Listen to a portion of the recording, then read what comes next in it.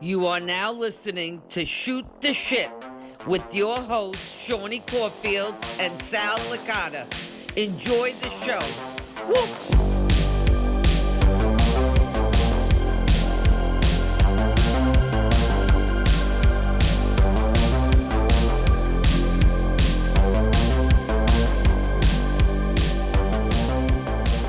Hey everybody, welcome to Seany and Sal Shoot This Shit, episode 14, baby.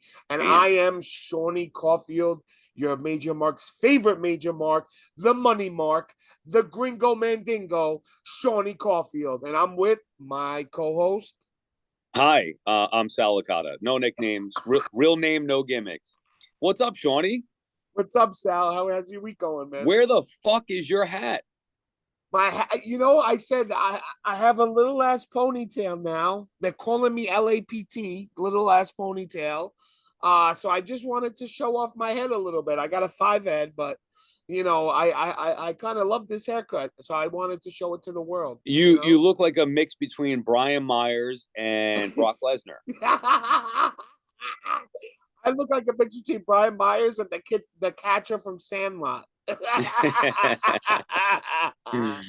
So how's your week been, Sal? What's going on, man? You've been busy. Right? Very busy, which is a good thing, but yeah. I've still had time to collect, so got a couple of stories and eBay shit and stuff like that as well to get into. Awesome, man. So let's start with follow-up.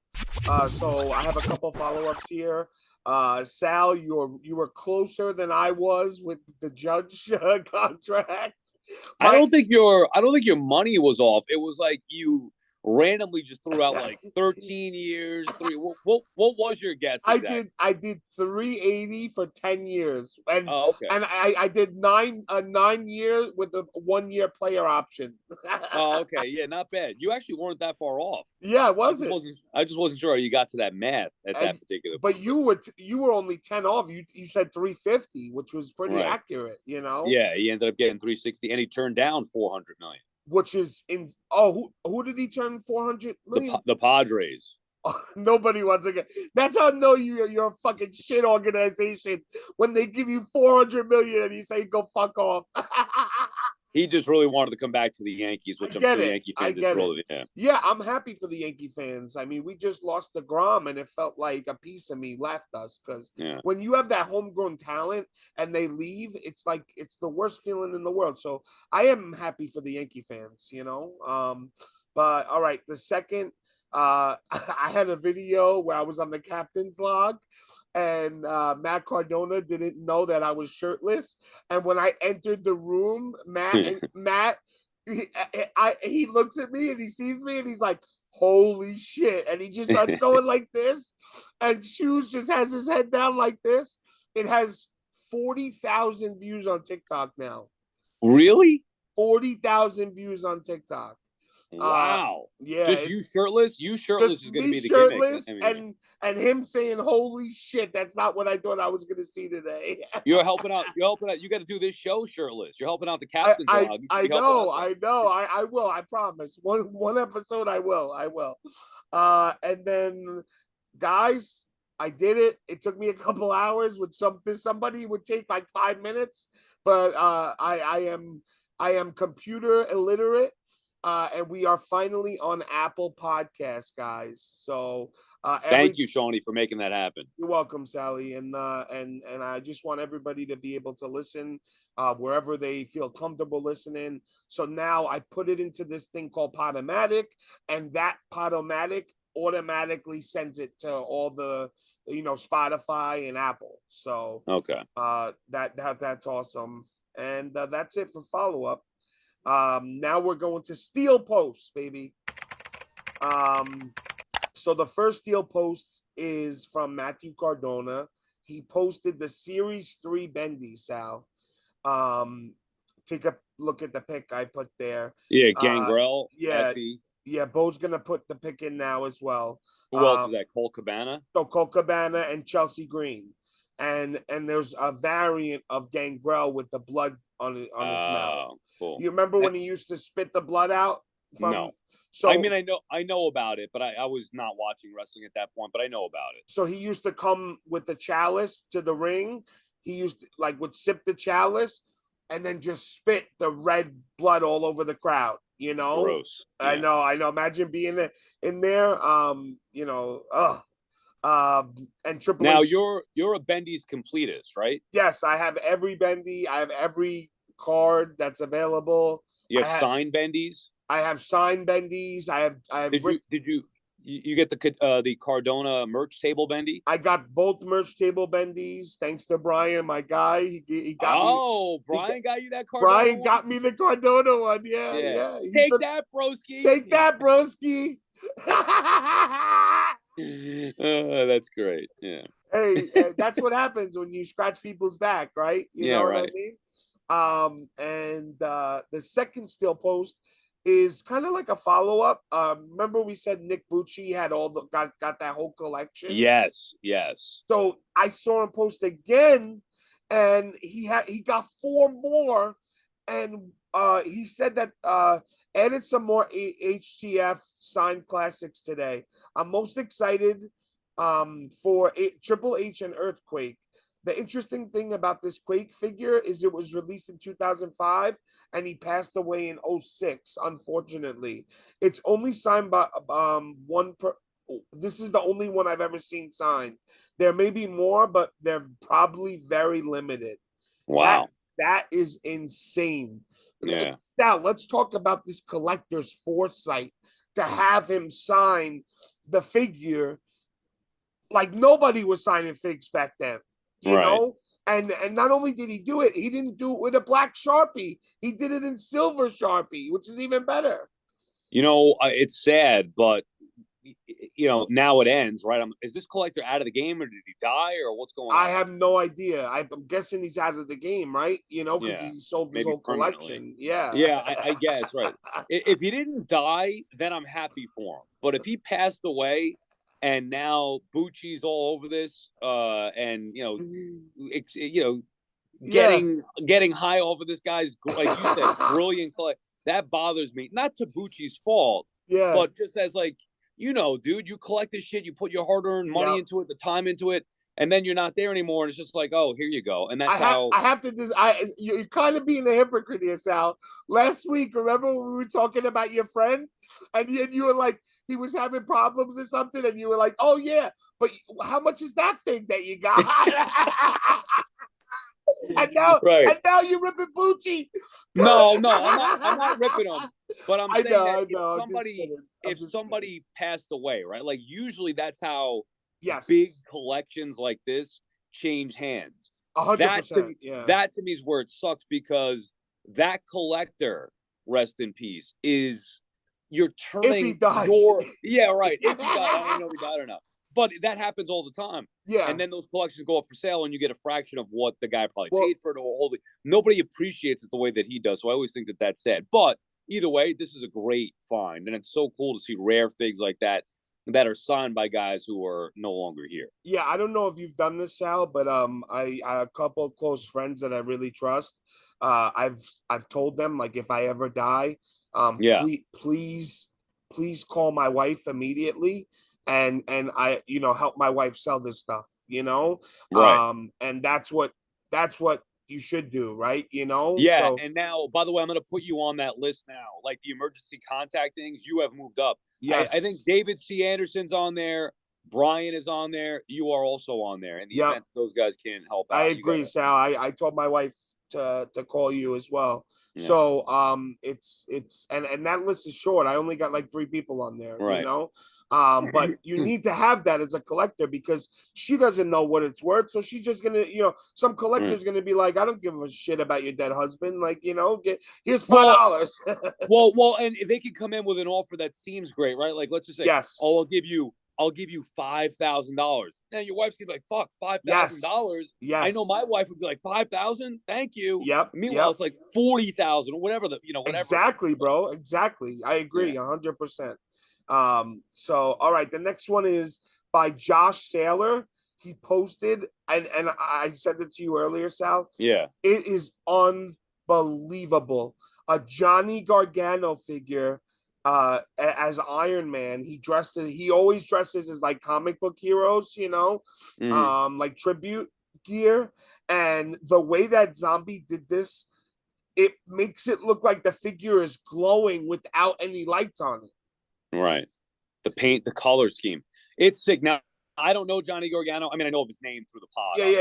Yeah. I don't watch him. I've never watched him wrestle or whatever, but that is a sick figure. I mean, it's just simple as that. It's unbelievable. Zombie is like, whether you like him or not, he's the best. Like, not even close. It's not even close best. Yeah, I agree. There's nobody that touches his figures. No, not even Hasbro was that good. I agree. And I met now. Johnny... Wait, you're not a Hasbro guy, but you like the zombie figs? Like, you're buying them? I do, because to me, it's not like Hasbro's. It's more like, to me, I look at them as, yes, he modeled it after the Hasbro's, but it's newer people that I like and watch. Right? Okay. So it's a little different for me. But still, because we brought this up off the air the other day, you're a big Macho Man guy, and I was just checking to see if you had the Macho Man Hasbro's, and I just assumed that you did, but you don't. You said you don't want them. You're not into them. Yeah, I don't. Like, if I could get, if I'll get a loose one for cheap, I'll do that. But to me, it's not worth it to get a $300 figure that I have no sentimental attachment to. So, okay, you were looking strictly at the mocks. So you can't even get Series 1 Macho. Forget it, dude. It's Series crazy. 1 standard Macho. Yeah, I mean, I haven't even seen many of them. Yep. But they're now easily over $500. Wow, that's crazy. Easily. And see, I can't see myself spending that much money on something I don't have any attachment to. I bought one, and now I have an attachment to it, but I bought one years ago. The bubble was all dented, but it was like $75. Wow. I was like, dude, I ended up upgrading it, and I sold that one to my buddy who's in the group, Michael Dio, as a matter of fact. He has it. I wish I kept it. It's probably tripled in value since, at least. Yep. Yeah. Even with the bubble, right? Correct. With the bubble. Even, 100%. You can't find those things. It's wild. It's wild. But yeah, I met Johnny Gargano at Live 13 in Baltimore, and bro, I'm not exaggerating. He's like 5'4". I mean, I'm like 5'7", 5'8". He was shorter than me, So, but he was the nicest guy. He took time with everybody. He was sitting there standing with me for like 10 minutes. Is he in AEW? No, he went back to WWE. Yeah. Oh, he's in WWE? Shit. Yeah, he was on he was in NXT. He went to WWE. I think they released him with Vince. And then when Triple H got back, he was on the Indies and Triple H re-signed him.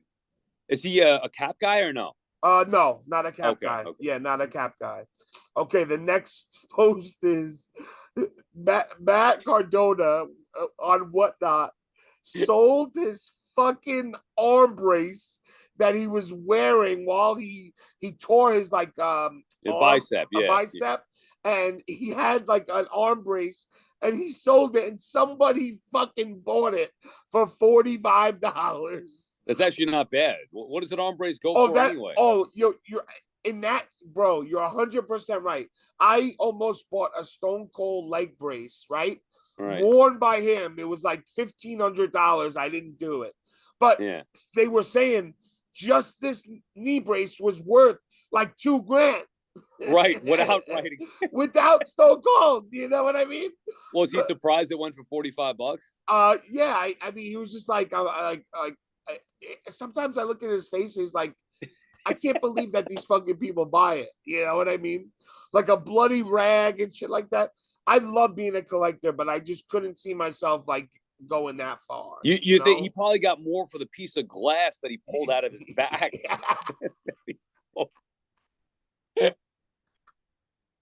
Right?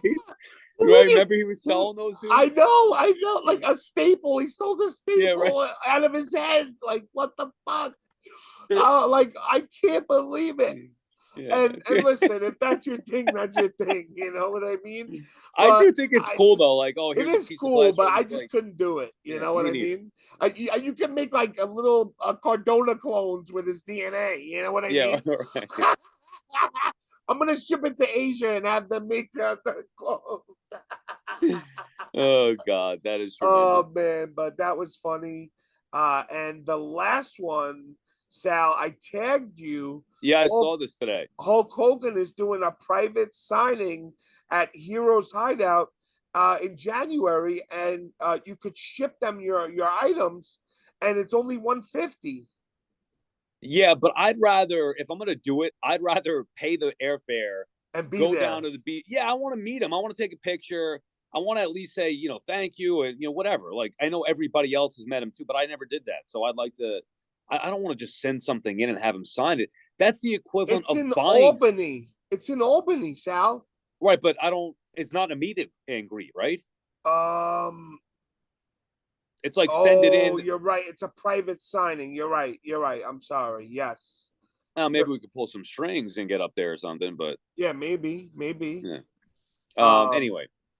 Yeah, so that I just thought that was cool, man. You got the mega powers. I know, I'm not doing it. Especially the mega powers, because I would never want a 2-set signed by one guy and not the other. I agree, Sal. I agree. It drive me up a wall, my OCD. I think I also I'm not shipping figures that I value anywhere and waiting on them to get signed without my instruction. Like, shit can happen, dude. I'm not messing with that. I don't care to get stuff signed that badly. I do think the price is good, like $150. Yep.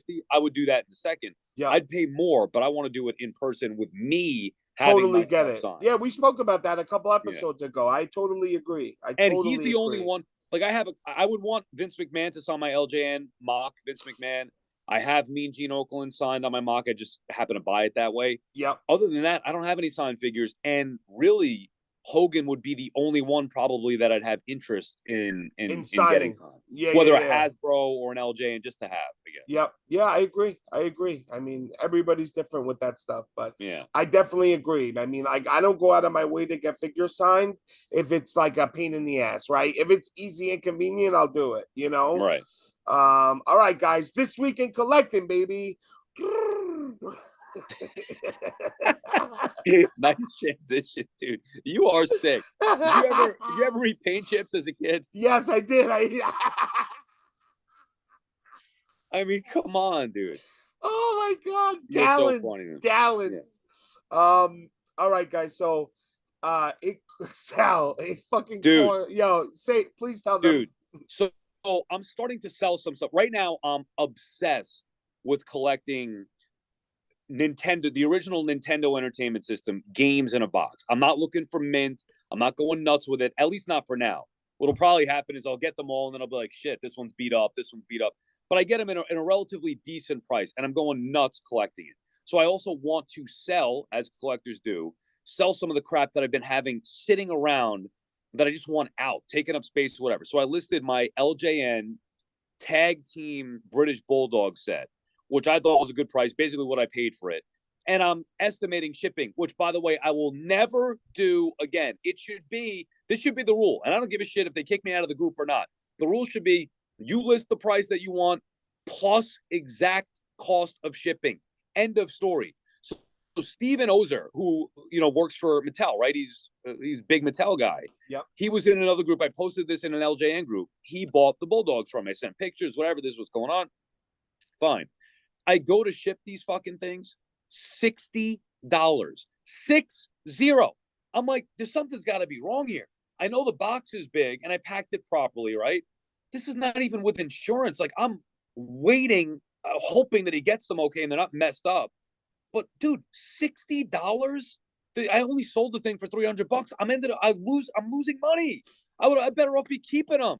It's ridiculous. What I tell you, I was legit pissed off and angry all fucking day because I agree. I knew it bothered you. I knew it bothered you because you texted me a couple of times about it, and I said you went -10, and I would put it under your pillow like the Tooth Fairy. I mean, I'm losing money on the thing. I don't care if it's $5. I know. I get it. $60 to ship. Unless it's like a big thing of meat or something that's heavy. Right, it wasn't even heavy. It wasn't even heavy. It was under 4 pounds. I'm like, you got to be shitting me with this. There's got to be a better way. Got to be a better way. Like my wife was saying, use the pirate ship. It might be cheaper there. Yeah. But still, like, why should I have to use a website to go ship my items, Yeah, like lesson learned. I'm just not doing it like I anymore. told That's it. you, like I showed you the receipt. I made a trade with a major mark like 6 months ago. The AEW ring with the figure in it, with the referee, the female referee, and he traded me Matt and Brian like the 2-packs, like 2 of them, and I went to ship it, and it was $121, and That's absurd. and I'm like, what am I supposed to do though? Like, I already the kid already sent them to me. So what am I gonna do? Like, so I had no choice but to send it. But bro, I felt like you. I was thinking about it for days. You know what I mean? Like, it's ridiculous. It's that's why I think it's fair, and I'm not trying to rip anybody off. I don't see why there can't be a rule in there that just says put what you want plus exact shipping. Like, that's it. I'll go agree. to the post office and figure out what it is. And and it's a pain in the ass, but I'd rather do that. I'd rather take the double trips, go to the post office, see exactly what it is, or just have them overpay and then refund them. Like, I've done that before too. If it's within a difference of, isn't there whatever. a way that you could do it online? Probably, but I don't have I don't have scale a printer. And shit. Yeah, exactly. Because that's another problem too. If the so this has happened to me and my wife multiple times. If the seller doesn't put the exact weight and size and it's wrong, right, when they deliver it, they knock on your door because you owe them money. And oh, really? If bro, it's happened to us like 10 times. And then you got to go there. They tell you how much you owe. You pay them, and then they give you your box. Ridiculous. Like 50, like, bro, it's been like $15, $13. Like, it's crazy. You know what I mean? Ridiculous. That shouldn't be on me as the buyer. Correct. No, that should be on the seller. Yeah. Yep. Let me give you one more quick story from collecting this week. So yeah. I was bidding on an NES game, Hogan's Alley, an old shooting game, whatever. And I wanted it, I thought, a reasonable price, but the guy had it listed, and this could be relatable to anything. It's not just this item. He had it listed as complete inbox. Okay. Now, you know how it is. I'm not searching every single picture. I look at it, but it's complete inbox, which made me go to the listing. I'm looking at it, looks good. Whatever. I win the auction. I think reasonable price. Then I noticed that there wasn't a game manual in there. And I'm like, fuck, it's not complete. Let me just confirm. I asked, involved in this game or what? No, there's not. Sorry, I couldn't change the listing before the bids. And I was like, all right, can you take off? Because I looked up then what it would cost to get a manual, right? So I'm like, can you take off $10? He's like, no, I can't give you a discount. So I'm like, all right, let me think about this for a second. And I'm trying to think of my best options. Do I want to cancel this? Do I want to just buy it and then buy the manual? So he goes, I can't give the discount. I'll just cancel the transaction. No problem at all. And I go, give me a few minutes. Don't cancel just yet. Let me look. I'll try to find a manual. Then I find a manual and I'm like, all right, let me just pay this. I figure it's the easiest thing, right? Let me just pay. I pay. The fucking guy cancels the thing anyway 30 minutes later. And I'm like, I paid. What happened? I paid. Why did you cancel? These are all messages I'm sending. Why would you cancel after I paid? Nothing, dude. Nothing. It never fucking responded to me. What I was irate. Scumbag piece of shit. I was irate. And then the only thing that I could do is go leave negative feedback, right? Yeah. Which I do. And I left it, by the way, it was nice. I just said, like, I paid for this item. No, I said, seller listed the item as complete in box. It wasn't complete. Yeah. I asked for a discount, didn't want to give it. I paid. He then canceled the order, and I don't know why. The next day, actually, maybe even less than that, the fucking feedback was removed. Why didn't you, bro? Is it still? I could buy it for you. You know what I mean? No, it's not there. It's not. He canceled it probably because he thought he could get more money. He took it off eBay in general. I guess. Yeah, I haven't seen it. Yeah. So that was the only copy that you saw on eBay, Sal, of that game? No, I went and got another one, but there are certain things I'm learning too. There are certain things about the games that are different. I ended up paying less for one with a manual, so it's fine. Got it. But that one was like an original. They call them. It was an older box, like a more original, first print version of the game, whatever. Got it. Anyway, it doesn't matter. The point is that the guy was an asshole. Like, yeah, what a dick. What dude, a dick. Why are you canceling and then ghosting me? Like, that's annoying. And then how does eBay? How does he remove feedback? Yeah, that's what I'm saying. How does he remove feedback? Right. And then I'm calling eBay because it's on my list of, and I got enough shit going on. Like, the last thing I need to do is call eBay. You can't even get in touch with those fuckers. Terrible. God, dude, it's infuriating. I hate eBay. I'm fucking writing a letter, Sal. Yeah. I hate eBay. They're worse than, who was the girl that you got into beef with? Oh no. They're worse than Shawnee's people that he gets. No, I'm just joking around. Just kidding. Just no, kidding. honestly, that is not like, if I can't call, you know who's like that? Patreon. I tried to change my email because it was an old work email. Bro, no number. There's no number. You can only email them, and then they're stupid fucks. They don't know how to respond to an email. And I'm right. like I send you my ID. I showed you my ID. This is not good enough. I'm like, and they're giving you. You want me to send you a picture of my ass? Like, what do you want? You get the robot, instant messages. I'm like, get the hell out of here. It's crazy, bro. It's crazy. Dude, it sets me off and infuriates me. Anyway, I agree. That's Sal. it for me. So series 2 of the AEW cards came out, and they're actually really nice. They're really nice cards, and I'm just very disappointed because they're Bo, if you could put a picture, I'm gonna send it to you. But basically, there's these main feature cards that look like this, okay? Yeah. And there's different color ones. And if you get a red one, it's numbered, right? It's like red or whatever. All of the ones that are numbered, it's called whitening at the top. Right. It's like peeling down. And bro, I've seen, not only did I get a card like this, it's too many, I can't go through it. Right. But I've seen 15 cards in 2 days like this. And now what do you do with it? It's just beat up and worthless now? So people are like, what do? You contact Upper Deck? They're not going to do shit. Right. Good luck getting in contact with them. Yeah, they're not going to do anything. They're not. So now I have a what's considered like a hit, right? Like, because it's a numbered card. So now I have a hit that's worthless because it's damaged. So a card that could be, $100 card is worth, zero. You got to figure out a way to get in touch with their customer service or something. I mean, I know it's a pain in the ass, but it's just like, bro, it blows my mind. Like, where is the quality control? I was talking to Bo about it, and I was like, Bo, what do you think about this? Like, as a card maker, he's like, it's completely unacceptable.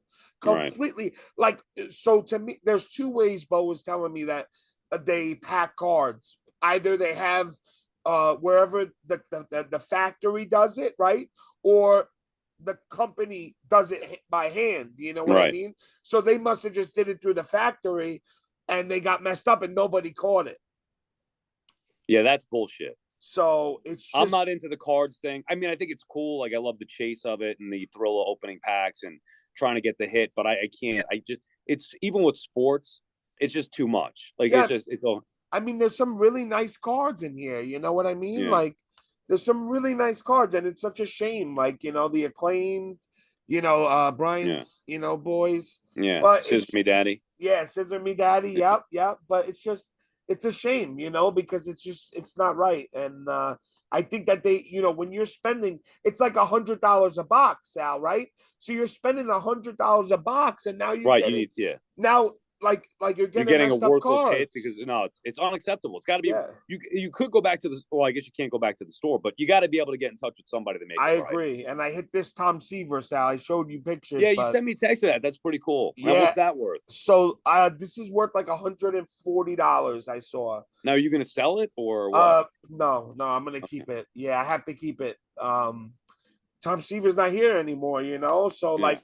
To me, it's like that's a piece of his jersey that he wore, right? So like, it's big to me. So I'm gonna keep it for sure. But yeah, that's my story for that. And it's just not right. It's not right when collectors spend a lot of money on something and you can't even get a good you can't even get a product right. Agreed. Oh, scroll down a little, Sal. You'll see the picture of what I'm talking about. I saw it. I saw you the saw card. it. Yeah. All right, guys. So this is Ask Us Anything, baby. I did it a little different today. Instead of asking the group, I actually went online and I said, what's good questions to ask somebody? And it was a list of 100, and I picked four of them. Okay. So aside from necessity, Sal, what's one thing you could not go a day without? Great question. What do you mean now? What constitutes a necessity? Like water, about food, a little bit of it. The thing. You're sick, dude. You are really. The thing that I cannot live without right now, but it's kind of a necessity, is my head shaver, my Pitbull head shaver. Like, nice. I need that thing, dude. Every 2 days, I need it to shave my head. That's bro. I love those. Like I'm not bald, obviously, but it's such a great idea for somebody that has to keep up. It's changed my life. It takes 10 minutes. It's nice and easy. It cleans Amazing. itself up. Like, that's probably. I mean, DVR is, I think, the greatest invention ever. DVR is amazing. Things like that I would look at that say I can't live without. What do you got? Yeah, I couldn't live without music, and I would say my headphones. I couldn't live without my headphones. Yeah. Headphones. Dude, that's what I was saying. Like, I was like, who is this guy signing on to this podcast chat room? Because I didn't recognize you without the hat, but you still always got the headphones on. Yeah, these are my real headphones, I just wear these for the pod, because for some reason these are Bluetooth, but they don't hook up to my computer for some reason. So did your custom fig? I'm looking at your custom fig. Does that have headphones or no? Oh yeah, it came with headphones. Yeah, I have. It's not on there right now because I didn't wear headphones in that picture. So okay. I'm having another one made soon, and I'm gonna make it the clothes Shawnee. Okay, all right, yeah. And Joe Dumas, JPD Customs, is making both of them. So I'm excited. I'm gonna see him tomorrow. So I think he's gonna. I don't know. I don't know, but he showed me a couple pictures. And I think he's going to surprise me with a fig tomorrow. I don't know. All right. Nice. We'll see. Next question. If you could go back in time and change one thing, what would it be? Well, I mean, I don't want to. Were you trying to get serious here? No. I mean, you could get whatever it is. You have an answer here while I think on this? Yeah, I'll go first. If I could change one thing, I would change. I think I would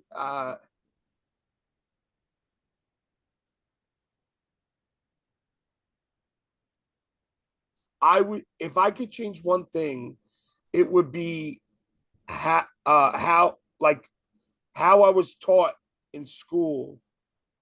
I would have made the teachers teach like business and like how to open a bank account and how to buy a house and how to manage money and how to manage your credit scores. If I could do that, I would change all that. Yeah, that's not a bad thought. Just spending foolishly. I remember as a kid with credit cards and buying. And nobody taught us anything, man. Honestly, dude, go ahead. I pull credits all the time as a mortgage broker, and I'm telling you, it's like people get ashamed of it, and I'm like, don't feel ashamed. Nobody taught you. Not everybody has parents that teach them how to, how to have credit. You know what I mean? Because and I'm sure nobody taught. Nobody taught our parents either. Sometimes, you know what I mean. So. The only thing that I could think of, and I don't want to get too deep into it, and it's like a personal thing and a very sensitive subject, but I've thought about it for years. When my father got sick, he got diagnosed with a brain tumor. Your world gets turned upside down. You have no idea what's going on, and you're relying on doctors and hospitals, and you're at their mercy. Yep. Looking back, because things didn't go well during the operation, and then subsequently things got worse. So if I could change anything, it would be to go with my gut and get him the fuck out of that hospital that he was in originally and get him to the city, which he was reluctant to do. Oh, I don't want to go to the city, pain in the ass for everybody to get there, whatever. So that would be the number one thing that I would change in my life. And I think that alone would have changed the course of that operation, potentially would have been healthier. And at the very least, maybe would have had a little bit more time with him. So that would be the one thing. I understand, Sal. Yep. Do you? Why'd you have to hit home? Why'd you have to get this out of me? Get back to the pod questions next week. I get it, bro. I get it. I completely get it. You know, like my dad's been through a couple surgeries. Thank God he's still here. But, you know, you just like, people take it for granted sometimes that they have their parents, you know? And like, and it makes me like, I never take it for granted, you know? And it really sucked because my dad was dying right as Live 3 was going on, and I couldn't make it, unfortunately. That's terrible, man. That was the worst part of it. I think it was either Live 2 or Live 3 at Long Beach. This was for the OGs, Shawnee. This was before you were a pod guy. I told you I would probably cry one episode, and today's the day. What's the matter? What are you getting upset for? Yeah. I just feel bad, you know? Yeah. Yeah, it sucks. You know, that's what you get for bringing up those questions. You got to keep it in the pod, keep it in the figures. You just, you know, you don't want to see anybody like lose their dad and all that stuff. You know, like, hey, it's life, man. It happens to everybody. I know. What's your favorite family recipe? Probably rice balls that my family has been making forever. I love rice balls. Yeah. Oh, we just had them for Thanksgiving. Yeah, so my sister now keeps on the tradition that my father used to have from my grandparents. So it's awesome that she does it. And there's nothing like a licata rice ball the night before Thanksgiving, fresh out the deep fryer. Oh my God, that is my favorite. That sounds great. So next year I'll get you some, no doubt about it. All right, awesome. Because we'll go on our traditional turkey day big hunt. Yeah, and I'll have plenty left over for you. Yep.